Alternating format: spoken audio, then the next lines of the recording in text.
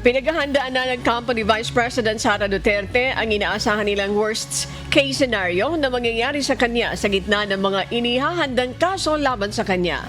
Gayunpaman, tiniyak ng pangalawang Pangulo na hindi siya tatakas o magtatago sa ibang bansa at haharapin ang mga ito, kabilang na ang impeachment at mga kaso na walang bail.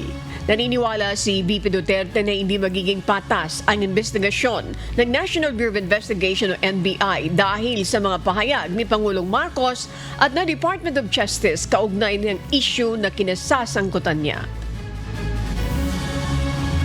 I don't think magiging patas itong investigasyon na ito dahil kung nakita niyo naman yung mensahe ng Pangulo na sinabi niya na ganitong kriminal na mga, sorry hindi ko maalala yung exact words na sinabi, pero sinabi niya in gist, sinabi niya ganitong mga kriminal na gawain na hindi ko palalampasin.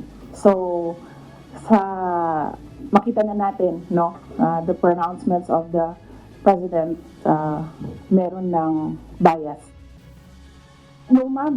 Buti na yung alam nila, ma'am, na pag namatay ako, hindi talaga ako, I will not die in vain.